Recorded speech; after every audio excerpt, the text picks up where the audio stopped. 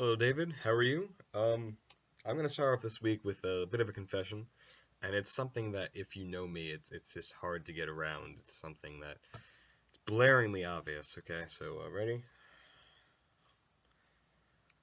I hate Green Day, and I hate Green Day with a burning passion. Why, you might ask? I mean, for pretty much the exact same reason that you outlined last week with your punk question. Green Day is supposed to be a punk band, but they're anything but punk. I mean, really, once you release your own Broadway show, you kind of jump into the mainstream, right? So I don't know. Is there something about the idea of Green Day and how they're saying like they're this big punk band? Meanwhile, they're the wimpiest people in the world, complaining about first world problems and whining about not being able to play a full set on the radio. Mm. But yeah, I hate Green Day. Let's do a generation jump. So last week you recommended to me the Thermals, on the basis that they were another punk band that was modern and was in this little iffy stage between are they punk and are they not punk.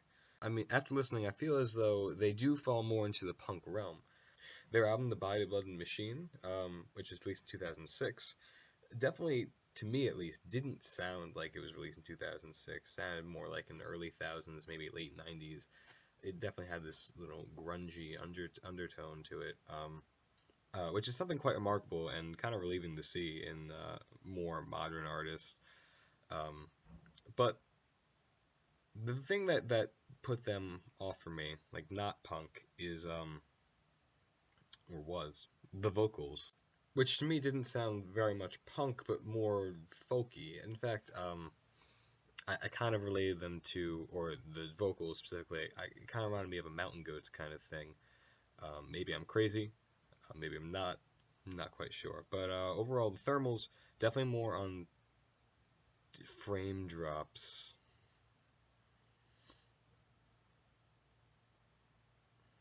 But the Thermals definitely more on the punk side of punk. So awesome. So this week I'm gonna do something weird.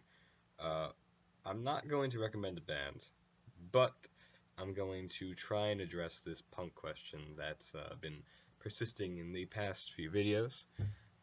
So I have compiled a list of songs, um, actually a playlist of songs on Spotify, of bands and tracks that come to my mind when I hear the word punk. Looking back at the songs, it seems as though my definition of punk is just loud, fast, usually do-it-yourself music that has like a lot of angst or emotion within it. To further research this question, I took polls from my punk experts, Matt Becker and Tyler Embry, and asked their opinion of what punk was. And Tyler responded with something similar to what my playlist came out to be, where usually the singer has gone through something emotional in his life, so he's always about that. And it's just loud and has a lot of feeling within it. While Matt sided more with what you said last week, where it's usually something political. Um, but yeah, I think it's interesting to debate what punk has been, has become, and is what we're listening to now is what I'm calling punk, really punk. I'd like to ask you to compile your own playlist for next week or later in the week so we can compare and see just what our punks are, and is it okay to have two different punks? But yeah, I'll be sharing my playlist with you in a little bit, and I hope to see yours next week. Uh, yeah. Also, I'll try and put the songs in the description so other people can listen and then maybe pull in on what they think punk is. But yeah, so bad news. Women's hockey lost. We went to the quarterfinals and we lost yesterday and against Mercyhurst, which I don't even know where Mercyhurst is, but it was a really good game. Other than that, I've just been doing a lot of work and not a lot of sleep. I hope it's coming to an end soon. It looks like it should, so that's great. Um, Other than that, I'm just kind of slowly gearing up for my trip, which happens in less than 2 weeks. Woo! And about that, for my generation jump in 2 weeks, I've recruited the help of my own father, so we get to really generation jump. So you'll be speaking to him, and that should be a fun time. I'm also planning on at least trying to document my stay day by day in the Galapagos. So I'll upload that when I get back.